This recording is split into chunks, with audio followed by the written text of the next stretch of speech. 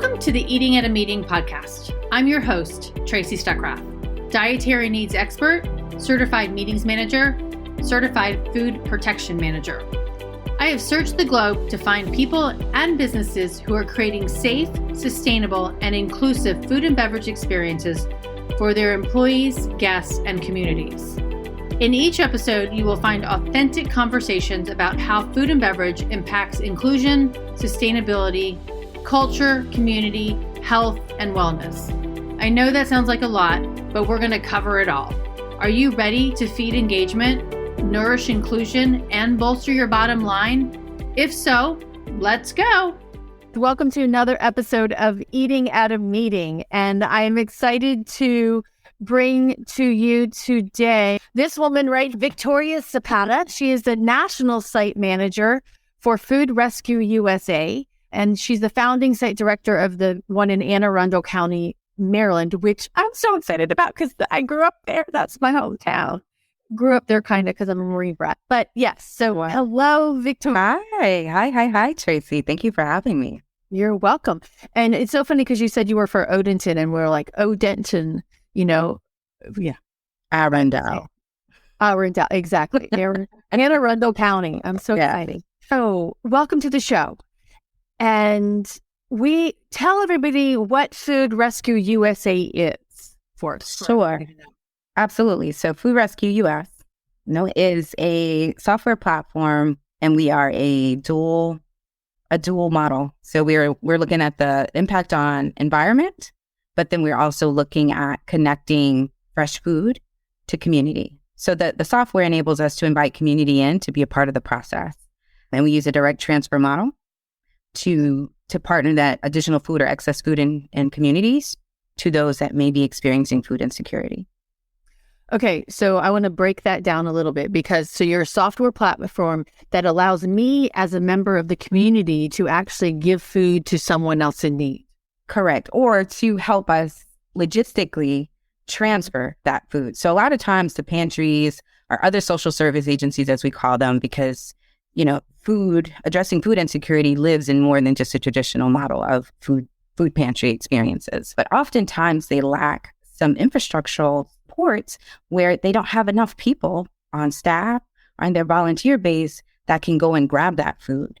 So imagine being the Uber Eats, if you will, of technology, where we can crowdsource the transportation, provide the logistics to that volunteer, where to pick up the food and where to transport. And then we are working in tandem with existing food recovery or food-focused supports already in a community. It's not about recreating the wheel. It's not about necessarily increasing food distribution channels, but helping to empower, elevate, right, and direct resources from within. Essentially, very community-centric work. That's amazing because there's a lot of times where we're like, well, we just don't have the staff to do it, or please stop, make me do this. And so you can provide me as a volunteer to come by and do that for them. Right. I also want to say, I think we often don't appreciate how inclusive the platform is. Okay. Right. So it is something for people who may have, they might be introverts. Like, I want to give back, not really doing the crowd thing. It's for you. For people who are differently abled, if you're in a wheelchair or you have other mobility challenges, this is still a way for people to get involved in an accessible manner, right? Because however your means of transportation are, whether that's your mom and your dad or even a community shuttle, you can still be a part of food recovery. If there are intellectual differentials, right? You can still be invited to participate in food recovery. If you are deaf or hard of hearing, it is not a verbal-based exchange necessarily. You can be a part of food recovery. There's no ageism. Go do it at your pace. Do the bread pickup. You don't have to do the big, heavy pantry box or, produce box rather. You can be a part of food recovery. So I celebrate that as well. It is like literally, this is the spot where almost everybody can be a part of the experience. And if it's not literally picking up food, there are site directors across the United States who could really use you all in your niche work. So whether that's marketing or just keeping the conversation going in your respective places. Okay, so that's interesting. I really want to know more about somebody who utilizes a wheelchair or who's somebody who's visually. What kind of services can they provide for you or help in this manner? I mean, literally, it could be you're a food rescuer, right? Okay. Like I'm gonna log into the app, right, or the application, and I'm gonna choose a food pickup that works for my schedule. Okay. And I'm saying because the conditions of how that transportation piece works aren't already preconditioned. You know what I mean? You can invite it into your space and make it work on your time. That's so right. Cool. Yeah. So how do you see a lot more of it being individuals or more of the bigger corporations or organizations that you're collecting food from? That the food is like we're sourcing food from? Yes. I think it's a myriad of things. Obviously, we love when grocery stores call on us. And then I'd emphasize the space that we're in, and there's a couple of us that say this, it is definitely an and, it is not an or. Okay. Meaning like how you partner in community. So hospitality, I'd love to see a little bit more happening there in our space. Event spaces, we have a couple of sites like in Miami and Fairfield County that have better and stronger relationships around those spaces. Some of it is and some of it's like restaurants, like independently owned restaurateurs who are passionate about food recovery or making an impact, who are maybe just a little perturbed about waste or excess. Like, I don't want to throw this out. This is a beautiful creation. We have to find a home for this. So it's a little bit of a mix of everything. Farmers market, we've had some direct farm distributions. I think COVID was eye-opening for us in the food recovery space because we had to shift. We had to pivot. Like our regular typical rescues of our day-to-day shops, everyone was closed. And then we learned how to organize around larger volume food.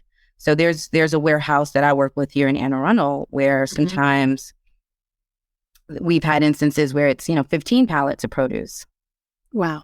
That's not a typical rescue, but because we can garner these intimate relationships that we develop, because that's how we approach it. Like I get to learn the organizations that are moving the food, and then you get to understand their capacities so that when this larger volume comes in, I've already got my notes on who to call and how to organize to make that transfer happen. And that's sometimes after hours. That's sometimes when traditional outlets are closed. So it's going to be holidays or weekends. Like this model is very, very fluid by nature and on purpose. Well, and that's really important. But I want to, there's something that in there that you said about you had pallets of foods that you went and picked up. And there's a story that you shared with me before we came on about, okay, so that you get 15 pallets of food. What happens to that food? Or is that food actually edible? Right. Because, I mean, rotten potatoes or rotten carrots, right? So I kind of want to compact. How does that happen? I mean, is it all the food edible and usable, or how do we make sure that it is? In the particular instance with the 15 pallets, the majority was fantastic because of the nature of their model. It is a high turnover model. So it wasn't so much, it was just, they do weekly distributions. Here's what didn't sell. But when you are working maybe as a collective, and, let's just be honest, there are multiple groups that kind of do food recovery in different variations. So some that work directly with farmers that may put you in contact with an opportunity. And sometimes in those instances, you have no idea what you're going to get.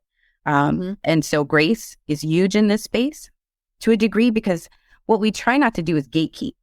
So I'm going to take a chance. I'm going to gamble. I'm going to say, yeah, send me those potatoes. But what we can do, because we are a direct transfer model, is mitigate some of that transferring of trash, if you will. Like the pantry that ultimately receives that will not be overburdened because we can siphon off what didn't work, as opposed to a drop ship. And now the church has 10 pallets and 3 of them are edible. And what do I do with that? Right. So, for people to understand, direct transfer is you picking it up and delivering it directly to me, not necessarily a food bank or food pantry. Is that right? Direct transfer meaning like the next stop would be the point at which the food is distributed. So, meaning like there's no holding point necessarily. And in some of the relationships we have, it's literally like pick up at 12. Okay, we're doing a pop-up, food's going right out within hours. That is not uncommon in food recovery spaces. Wow. And going out immediately, like within hours, meaning it's going out to feed someone. To whoever's going to eat it. Absolutely. Yeah. And we see that a lot with churches. Okay. Yep.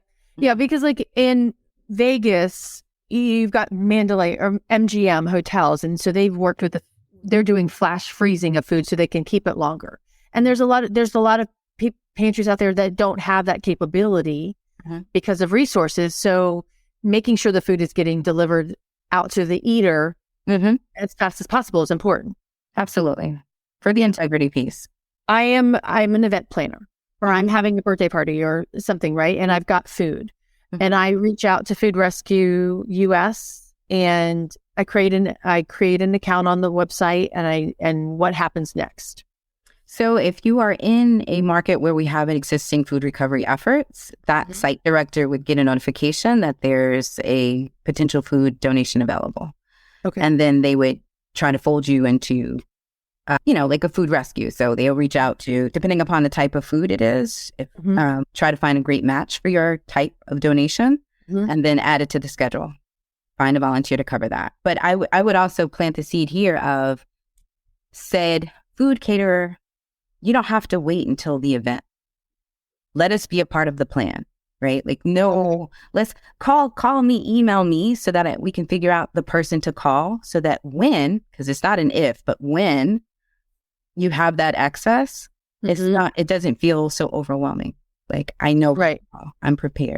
Right. Like hospitals know where that, like, what do you call it? Contaminated waste goes. Like, they already know that before the needle is in the room.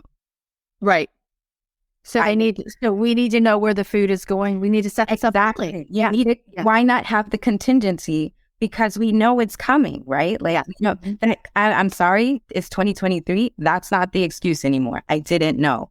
No, we can plan, post it where your employees can see it, and get to know your community. It's much simpler that way. And we're here to help. Well, and it reminds me, because you mentioned employees, and I've told this story many of times, and this happened in Spain, but one meeting planner saw one of the servers throwing filet mignons in the trash can, and she was crying, and she's like, I can't afford this food for my family, and my boss is having me throw this in the garbage can. Right? And yeah, and this was years and years ago. Hopefully it's not happening anymore, but I'm sure it is. Right? You're looking at me like it is happening, Tracy. I mean, it is happening. And so, okay, I'm a food safety manager. There's time and temperature control, right? So how do you manage that? And what are the steps that a planner, a hotelier needs to do that? Right. So I'm not going to delve too deeply into that because I am not a health inspector. But I think there's some common sense things in their profession that they can kind of acknowledge, and that will knot us back into the planning piece, right? Be a little bit more decisive. Like, you have to almost have that intentionality in the space. Like, we want to be efficient, we want to be sustainable. So I think that triggers conversations or planning around how do we chill this down? Let's not open everything, right? Because you can't donate food that's already been served from. But so planning that, like, don't open all the trays necessarily. Like, let them work through that. Let's make sure that, again, the chill time is appropriate to whatever is being served. And then to your point, there are some grocery stores even, or hospitality pieces where they know to freeze it. I know that this soup would last a little longer if I froze it, and that buys me some time to figure out where to take it. So just even implementing small practices such as that, like, how do I increase the probability that this will remain safe longer? So that I can reintroduce it as an asset back into community. Right. Yeah. And I was coming up with other stories that I've heard is like one else, like, please don't make us do this. Like, to the meeting planner, and the meeting planner is like crying in the back, seeing all this food that's just going to get trashed because the hotel or caterer didn't want to go through with it. Practice of that. Right. And knowing where to take it. Remember, we talked about just having a plan, that contingency. Right. So imagine if the event's over and within 15 minutes, you've already made the call. Right. So less than an hour, it's been sitting, and it'll be directly transferred. Right. You have options. Exactly. And is there a certain amount? I mean, can it be 5 plates what makes it worth So I know we probably will get to the amendments to the Bill Emerson, so Donation Improvement Act, but there's some language in there that addresses that, right? So it's saying now that institutions like hoteliers and caterers can give directly to people in need. Mm-hmm. So you no longer necessarily have to go through that nonprofit intermediary. I can then take that filet mignon and maybe put it in a community fridge. Or I literally can I'm passing by this person on my way home. There's now some liability protections that extend to cover that direct person donation from the food space. Okay, so let's go back to that. So for everybody, for meeting planners, and we've got 12 people listening, and please pipe in here if you've got comments or questions. And so somebody just asked about the liabilities. So we're going to get into that right now, actually. So before, it was the Bill Emerson Good Samaritan Act, which came into effect in the 90s. And it said, hey, you can donate food as long as it's time and temperature controlled with good faith. Good faith, right? But everybody said, don't make us do this. But now the Food Donation Improvement Act was approved by Congress and Senate unanimously, right? Mm-hmm. Yeah, and it was unanimous. And signed by the president in early January. Correct. Yeah. Yep. All right. So Advocate Devil just said, what is that legislation? I believed it was passed recently. Yes, it was. And I will find the link and give it to you. So Victoria, can you explain more of that coming from the food rescue side, and how can we help people with the food change their mind and say, let us do this instead of, make us do this. Yeah. So I think, I'm going to give you real conversation here. So I think there's a number of things happening. And one of them, when it just comes to food recovery or food donations in general, I think there is a decisiveness that needs to exist. Like, if you want to do this and you see the value in doing this, or you don't. And I'll give you an example of a dope. You think about the institutions who avoid the donation, but maybe go straight to composting. Are they now putting energy into converting their excess into renewable energy sources, are going that direction? It's not right or wrong. It's a choice. Mm-hmm. And, it's an opportunity to sow back into their business potentially. So, but for those that decide that they want to, I think you have to look at how the additional amendments now say, for example, schools. Schools are really, really difficult to get food from. And it's nuanced because of the, like the federal funding and the student body count. But like a shared table concept, there's now liability to cover that because the school can now give directly to community. So all the students that might be in I think in Maryland, we call them Title Is, or they might have like social workers, are identified needs of student bodies where they know the families are struggling with the food piece, or the teachers that keep the granola bars in their desk. We don't have to be so hush and mum about circulating that food that might be in excess in their particular location. And so it's a little bit of this just enlightenment and spreading the word. Like, did you know? Are you aware that this is now available to you? This is now an option. And so just educating people on the amendments that have come through is one way. Mm-hmm. And then the second piece is, and I think what people also don't realize is how they can step up even in emergency situations.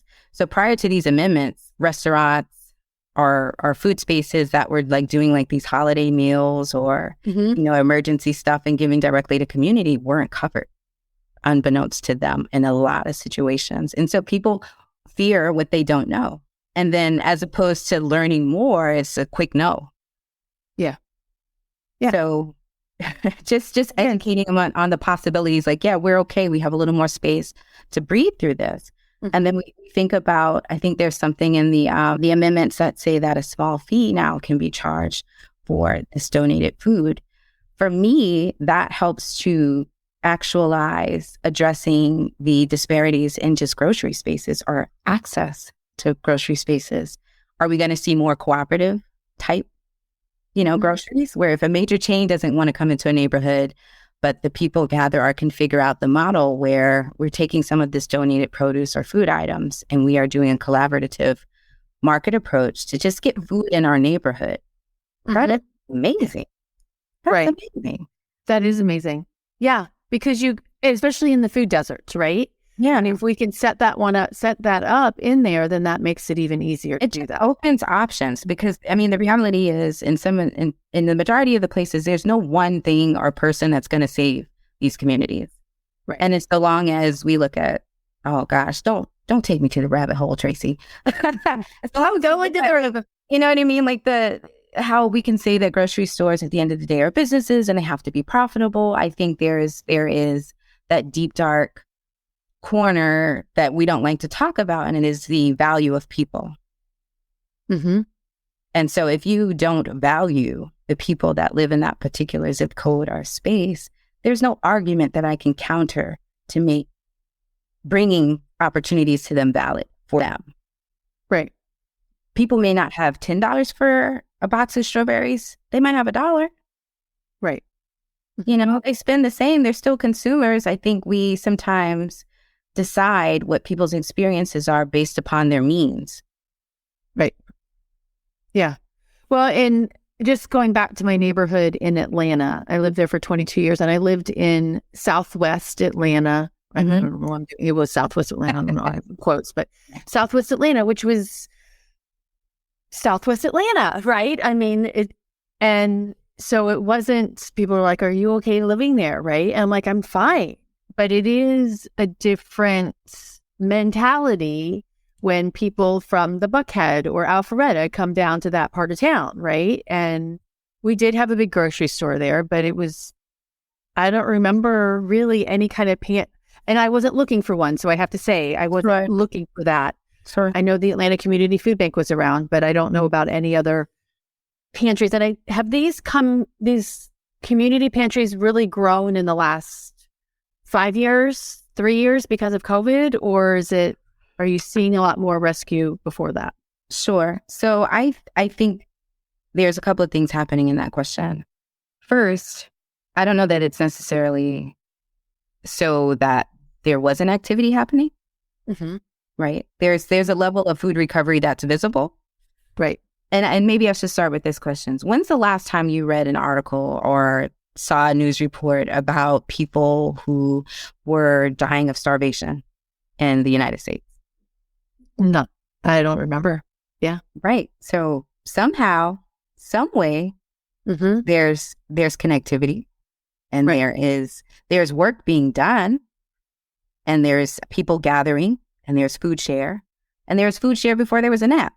So that's a thing. And it doesn't always become the mention. They're not always going to tag us. They're not always going to have a Facebook, an Instagram, a TikTok, or any social media for that matter. So I think just appreciating that there is work moving and happening constantly. It may not be as polished as we're used to seeing, and acknowledging that and appreciating that. The second thing is there's this phenomenon of not in my backyard. So we can know that there's need. I don't want that happening here. You know, right. The inconvenience of what people perceive that having a food distribution or access or food support will bring to their community also determines how and where resources are placed. But the other thing, the last point I would say is I think food recovery or food access to food lives in many bodies. It is not just a food pantry. It is the elementary school that low-key has a backpack program. It is the veteran support that has a food component, but we don't necessarily think about, food recovery or food access from that standpoint. It's going to be the halfway homes for individuals who are reconstituting back into community that need food support. Right. But don't necessarily qualify for traditional modalities to access that. And so then that's where food recovery comes in and begins to kind of spackle or fill in those voids, because in our space, the only ask is that, or was that you had to be a nonprofit so that we had that liability protection, but we have never asked people to prove they're poor, right? Like, we don't have to document. We are literally saying publicly, and we've said it for many years, there's too much. There's too much food. There's too much extra. And so it's like, why do you have to justify to me why I should give it to you? That's not the case. Right. And I think, you know what I mean? And hungry people look very different. It could be the person with a job, a great job, living in the suburbs, But with inflation, or maybe somebody just got sick, they don't qualify for traditional programs, because in this country, you almost have to be destitute to get a couple of dollars for the grocery store, right? So what if I'm that mom? Me and my husband are both employed, but we live near one of these uber fancy grocery stores, and wow, it's tough. Where do you go for help?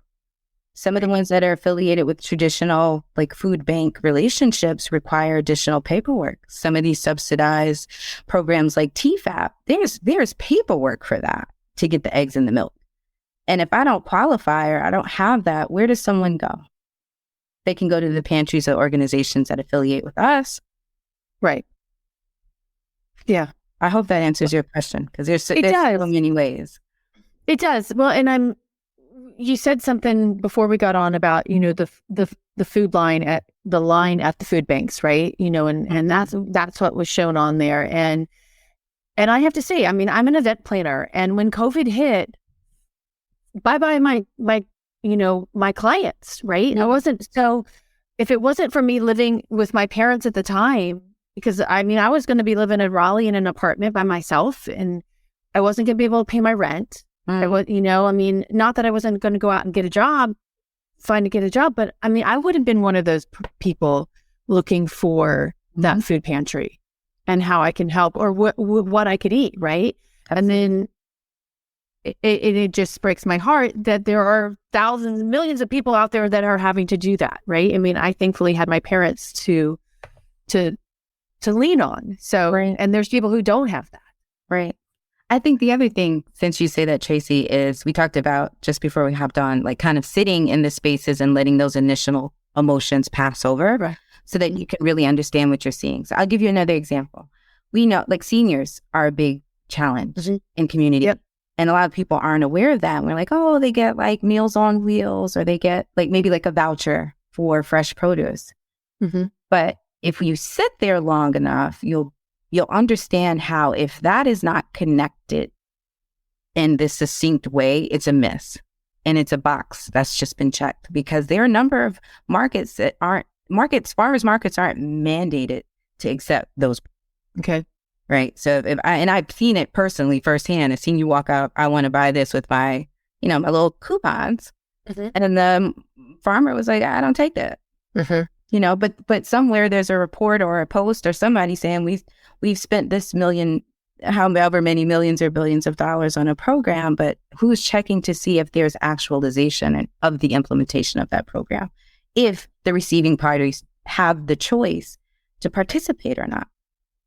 Well, and then that reminds me, this is back in Atlanta too, and you at the Freedom Farmers Market, they gave little wooden chips. You go up to the main tent, you get the wooden chips, and then the farmers, recuperated them with the main tent. But a lot of times too is like, do they even have the capability of cooking the food from the farmers market? I'm like, I'm going to get a fresh green pepper and whatever, and I get this food, or eggs, right? I'm allowed to get eggs, but right. If I don't have the capacity to cook an egg or what to do with a green pepper except for eating it raw, what good does that actually help me eat as well? So there's that disconnect in that aspect as well. But then that's where food recovery type models, because there's no urgency, we don't have deliverables, if you will. Like there's so much intentionality in this space, right? So to your point, I wouldn't take that to a place where people are in transient housing. Right. It's not just about moving food because you can move food. Like, stay there a moment. Let's make it make sense. Or sometimes they'll take like day old bread to recovery homes. Well, the dental integrity in some of those spaces is not a good fit. Like, but so I think we can move at the pace and the speed that allows us to partner food really, really well based on our understanding of our own particular communities. And I think that's what draws me to this space. That is what I celebrate in this space. And then being able to go back to that hotel or to that restaurant person, helping them to understand their proximity to a need is paramount, right? Like, you're a part of this. We are doing this together. These are our people. This is our community. and we are uplifting it together. Well, and that reminds me of a story I heard a couple of years ago, and for some people, they may have heard this from me before, is that a restaurateur went outside of his restaurant in San Francisco and saw his executive sous chef sleeping in his car, right? And he didn't realize that he didn't have a home, right? Mm-hmm. And so he ended up helping him put him through into a halfway house or wherever to getting him into mm-hmm. space. But so you don't know what your coworkers are going through. They may look like they're all fine and dandy at work, but you don't know what they're experiencing on the other side. And then that goes back to the plan. Oftentimes we don't ask. Right. Like there's no avenue or no channel or any channel to give them a discreet and a safe place to disclose that. Right. You know, and I think that's also a challenge with donations. We don't understand that culture. Like how many people are depending on that leftover steak? How many people were depending on those vegetables at the end of the week? We don't donate because there's people that might need that work here. Right. Exactly. And Connor just posted, I love that. I'm definitely going to have to save that, helping people or potential suppliers understand their own proximity. Absolutely. So, yeah, Connor, great pickup on that. Thanks, Connor. It is even when I lived in DC, right? And this before the convention center was built and where I lived, walking around, different parts of town, wherever you are, you have no idea and what's happening behind closed doors. Right? Sure. And there's so many programs in DC. So many. Yeah. Well, I need to figure out how I can help you all here in New Bern, North Carolina. I know we've got a couple of pantries in places, but definitely going to get more involved here. You're welcome. So one of the things that we talked about pre-show, disparity in race in the food rescue. And you're talking about the people rescuing the food or sending the food out, not the people eating the food, getting the food. Is that right? I think so. I think I don't even want to conjure up the wrong image here. I think oftentimes, you can literally just punch in food recovery on Instagram. And what are the images you're going to get? Do they look like you or do they look like me?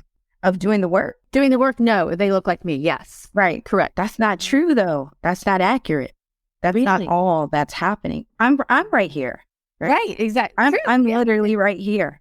Mm-hmm. And there are more people like me and there are people that don't look like us that are doing it. But again, I think there are cultural differentials, right? Like this is humbling work. This could be sacred work. Like there are no pictures. We're not going to take a picture. I'm not going to publicize this because there's a humility piece. Like somebody is literally standing before you, bare, vulnerable, exposing a need, right? These are adult men sometimes, and there's mothers. Like what is the thought process? What is that experience to their being to literally expose to you, I don't have enough, I cannot provide. Mm-hmm. And then we think about the mark and the stain that community or society may place on them. And then decide it for me before you even get to know me, what my circumstances are, who I am as an individual, right? We don't talk about the psychological impact of being in spaces where you have to reveal very publicly that there is a need, that you don't have enough, or that you might be inefficient and ineffective. And so it's not that the people aren't out there. I mean, if I can be really, really frank, I know that there are situations or instances where people just claim to do the work of others.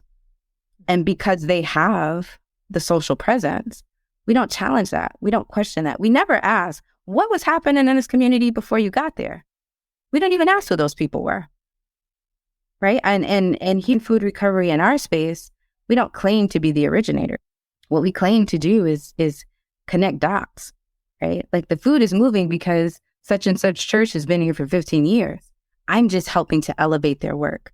I am helping to create efficiencies in the space so that people can no longer use the excuse of, well, I don't have time to call 20 pantries. You absolutely don't have to. You call one site director who has access to 70, to 50, to 100, right?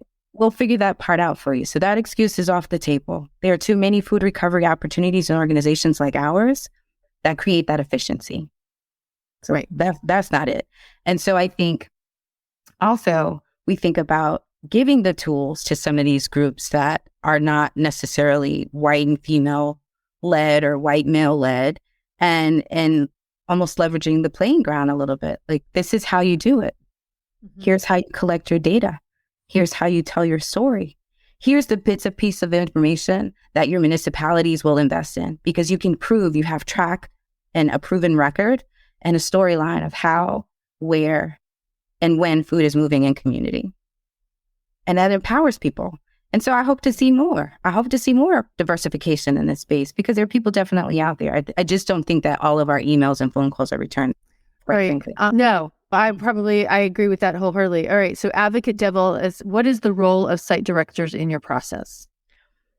I think I would liken it to almost being a broker, right? Like, you're understanding two industries. I'm understanding community, like who is literally handing this food out? What are your abilities? What are your capacities? And then I'm also understanding food space in my respective community. What type of food do you have? How is it available? How is it packaged? What is the frequency? And then you're marrying the two opportunities. And then you're also almost like a little bit traffic direction too. And then you're also like inviting volunteers to help coordinate. But it's a coordinator and a broker, if you will. Gotcha. All right. So they're asking because I'm developing a food waste website for pantries and grocery stores to post their need or supply. So thank you for doing that, because it's definitely necessary. And it's even in just thinking about a farmer's market, or thinking about, where, because some of that food's not going to last an entire week, right? To bring back to the farmer's market to the next week. So what does my friend Stephen do? Or, how does that manage that? Because you don't want the food to go to waste at all. Right. Are you speaking specifically like farmers market models? Yeah. I mean, it's the same plan. It's really not that complicated. You just need a contact. Right. Who can we call when we're done? Food Rescue UX. And if I don't have a person, literally that is what I do. If I don't have a person in that city, I have friends in this industry. I have associates. And again, because it's not an either or, I'm happy to call another food recovery agency, whether we have a formal site director in that space or not. We just want to move the food. We don't want to waste the opportunity. And if you're an organization that is unsure, or, like you're still doing like Sign Up Genius, or you got Paper Trail, and you're thinking about what's that next step, like Food Recovery US is the platform to help you formalize and to help you scale your food recovery efforts. But as far as farmers markets, it's literally like you can email info@foodrescue.us to get the ball rolling. Just email that, and then we can just place a name in your inbox, so that at the end of because market season is coming up. At the end of said market, you have a go-to person. And we do farmers markets in Connecticut, DC. I do them here in Maryland. It's seeking information and kind of placing it conveniently for everyone to act on. Well, and I think that's going to make it easy for meeting planners as well, for because there's a story that I've shared. It was in an industry publication that she went to a convention center and they're like, well, we don't do that. Right. And so she went out and found a partner in the community that she didn't live in. She was bringing her meeting to that city, but having your phone number, your email address available to say, hey, Victoria, I'm going to XYZ city. And I want to make sure, and especially since the venue is not saying that they do this, but now because she did that organization and that are working together. Exactly. And that's what your goal is. Yeah. Relationship. Just helping people literally can be sometimes not even 2 miles away. You didn't even know. They're right there. Right. It works. And the other thing I think that we underappreciate in this space is because we almost have, I'm going to tell my age, a Rolodex of contacts. Like, it doesn't stop, right? Like, if one group can't make it in that day, we have the ability to shift. I have 2 other pantries I'm going to vet, because the food's going to move regardless. So it's not contingent upon the who. Right? Yeah. I don't remember that is very promising. And I remember doing that at an event in Atlanta, like 5 or 6 years ago, or longer than that. But, we called, hey, we've got 15 dinners left, right? Can somebody come pick them up? But we had made the call in advance of saying, hey, we're doing this event. What can we do afterwards? So that really helped. That's the shift. And then also sharing amongst your groups. So Tracy, like if you have like event planner friends, empower them to know that they have choices. And then also give us a little credibility thumbs up, right? Because it's different coming from you than coming from me. Like, I'm not selling anything. I'm just hoping to let people know that there are options and that it's not complicated. Right. It's not. It is. It doesn't have to be. Exactly. All right. And so Lisa on Facebook said, love it. And she's also the one that asked about the liability of the service. And it again, Lisa, it's making sure that we've got the proper channels in place up front, right? Right. And that you're doing it, following the time and temperature control that you need to do. And because, as Victoria said, we can't donate what was on the buffet, right? Mm-hmm. But we can donate what's in the back of the house. Exactly. Yeah. And if it's not going to be reused for a meal tomorrow morning, right? Right. Yeah. Right. Okay. So I think you've kind of brought it up a little bit. We're at 42 minutes here. So, but a question that I asked you beforehand is, what do you wish people knew about what you do? And you said it a little bit, but like the intimacy of this, right? Yeah. Can you explain that a little bit more? Right. So it is literally developing relationships in community so that we understand is impacted. Like, there's a who in our work. It's not just data. It's not just pounds. There's a who. Mm-hmm. So we put the people back in the work. It matters. There's cultural relevance. There's nuance. But we can stay in the space long enough to do something about it. Right. Yeah. And the other thing I would say, actually the other elephant that I would say if you ask me that question, is it's not free. Mm-hmm. It's not free. A lot of times you'll see programs, free food boxes. It's not free. Somebody had a grant for that. Somebody else paid for it. The person receiving it isn't paying, but it's not free. And I think that is a huge disservice to the nonprofit space or in food recovery. The farmer may be willing to give the food, but somebody's got to pay to transport. Mm-hmm. Right. Yeah, that's not free. No. So, keep that in the back of your mind a little bit. Or when we have to, like, when organizations have to take a catered, sheet pan, full pan, and now I got to portion this to family size. Who's paying for those pans? Right. Yep. It's not free. Or you want full-time staff to keep an eye on this. Yeah. For the donors that don't want to do administrative stuff, or the software itself. They're just little pieces. Or that food that comes from, I'm going to get in trouble for saying this, from a food bank, and sometimes it's not free. Let's stop perpetuating that and get comfortable in knowing that there's a cost. Not to the people receiving the food, again, but to move it around, it is not completely a free experience all the time. All right. Somebody just posted, came in late. Is leftover lunch boxes okay? From like an event? Mm-hmm. I'd imagine if they aren't like sitting in the blistering sun with mayonnaise. And some of it is just like, use your best judgment. If it smells bad, doesn't look good, don't pass that to somebody.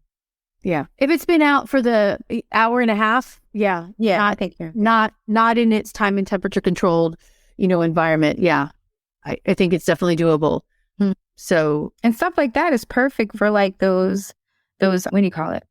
Like community fridge stuff, or like schools that have programs where it's a grab and go kind of experience, or like homeless shelters where people have to kind of keep moving.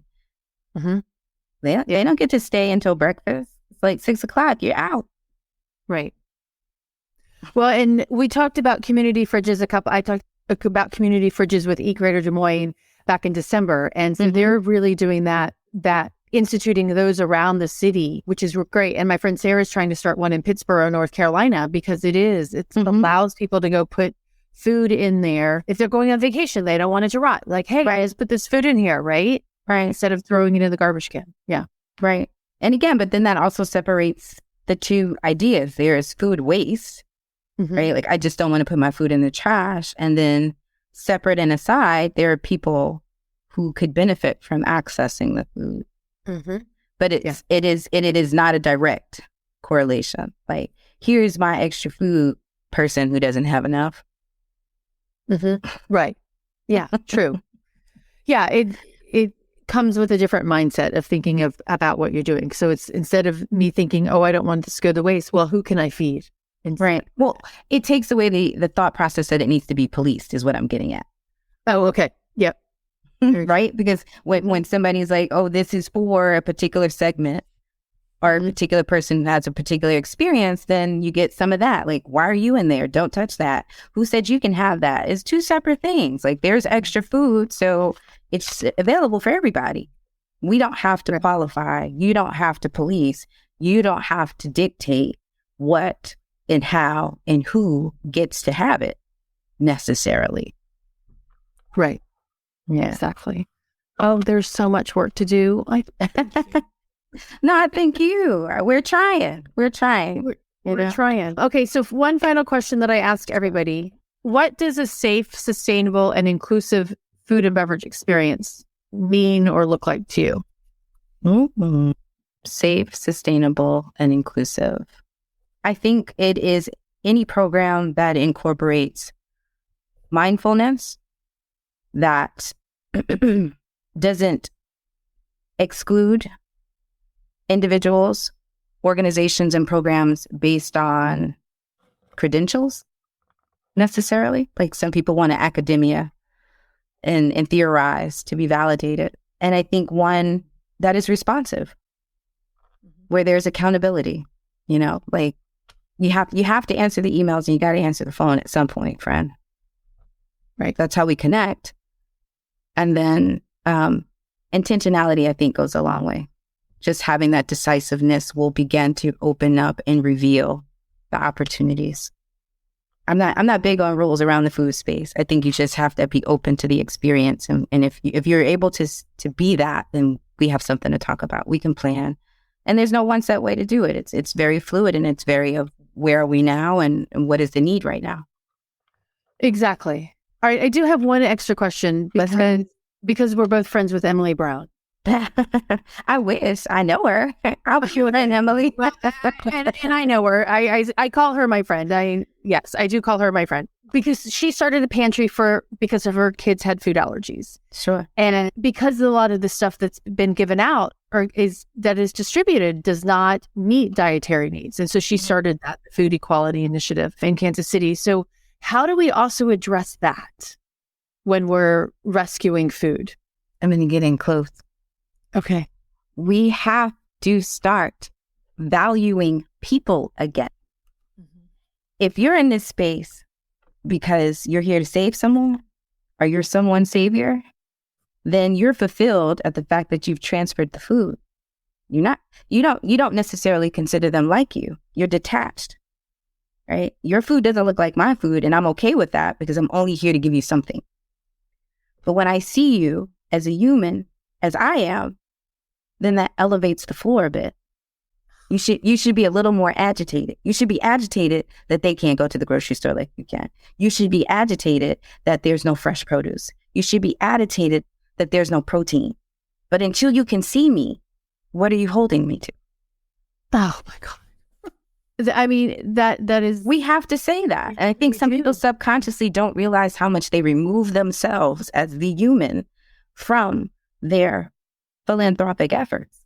That's a whole person. And we don't even talk about nutrition because for some people it's you get what you get and you should be happy. It's something. You got something. Well, why can't you hold that experience to what you experience as nutrition and as what you want for your own children? So until we can do that and until we can admit we're in that space, we can pontificate and we can theorize all we want. If you can't see the person in front of you, it's nothing's going to change. Oh, that is so powerful.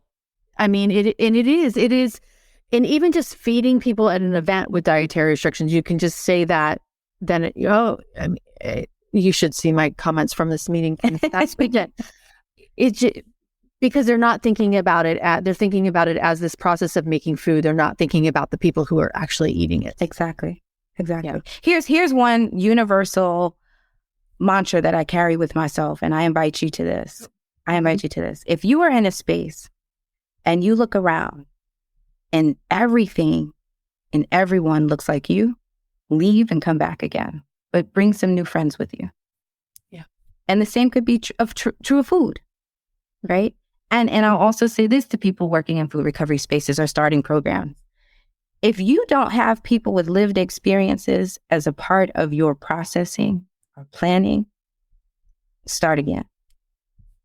You don't have the full thought. There's no way you can fathom or you can build something that resonates and that is likely to be successful if you have never walked in the spaces and the places in which you're trying to serve.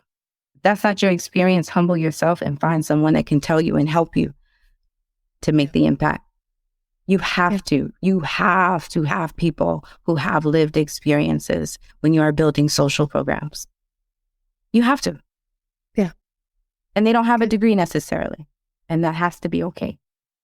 Because you're looking out, you're like in a snowball machine, and the snowball from Christmas, right? You're looking at it from the outside and you have no idea what's happening on the ground down there, with these people inside the snowball. Right. But it all still points back to value and valuation. Okay, well, what you're saying doesn't matter because I have a PhD. I have my doctorate. I almost curse. They have actual experiences that matter, but if you don't value their experiences, then you're never going to invite them to the table. Or if you can capitalize on that, like that's the other reality, right? I don't want you to come to the podium. I want to write the grant. I want to go. I'm going to get to the grant before you will. Ha ha. Yeah. Ooh, that felt dirty, but I said it anyway. So that's the reality. Mm-hmm. Well, and as Advocate Devil says, that's facts. All facts. And some facts. Yeah. Yeah, exactly. And then, wow. Love this. Yes. Oh, and I just love the fact that, and I'm with all of them because it is, and food, thinking about food in a completely different way, right? And we take it for granted that there's food there, right? And we take it for granted that I do have food. I have a can of nuts right there over in my thing. That not everybody has it, but food is so much more than just food. Sure. It's culture. It's lineage. It's memory. Yeah. So don't remember that too in this space. Like, girl, we can talk many, many hours about this. You can't nobody has permission to erase other people through food. And we do that as well. They're not picking it up because they're unfamiliar. I don't know what peanut butter and jelly is. That is a thing. Not everybody eats peanut butter and jelly. Not everybody eats spaghetti. Because he's creating an app too. It's fundamental in the in user experience and product design pillars, 100%. And we can go in so many different directions with that as well. But it is, because we don't. Okay. Oh my gosh, talking 55 minutes and we could talk forever. I am coming to DC the beginning of next month, so I'm going to come up early and come see you. I love that. Please do. Yes. I will take this one up. Okay, cool. Okay, so everyone, this is Victoria Zapata. She is with Food Rescue US. You can find her at foodrescue.us and all the social platforms as well. I can actually post all of those into the chat for everybody so you know how to get a hold of them. But follow them. If you're a meeting planner, connect with them. Make sure that you're connected with them before you're planning a part. Oh, and somebody just said we need a part 2. Yes, we will follow up on that as well. But definitely reach out to them. Make sure that you've got them in your plan when you're planning a meeting, no matter where you're planning a meeting. That's right. Yeah. We'll get ahead of this. Thank you all. Thank you so much, Tracy. This was super dope. Until next time, stay safe and eat well. And we will see you next week. Have a great weekend or week. Thanks. Bye. Thank you. Thanks for listening to the Eating at a Meeting podcast, where every meal matters. I'm Tracy Stuckrath, your food and beverage inclusion expert. Call me and let's get started right now on creating safe and inclusive food and beverage experiences for your customers, your employees, and your communities. Share the podcast with your friends and colleagues at our Eating at a Meeting Facebook page and on all podcast platforms. To learn more about me and receive valuable information, go to tracystuckrath.com. And if you'd like more information on how to feed engagement, nourish inclusion, and bolster your bottom line, then visit eatingatameeting.com.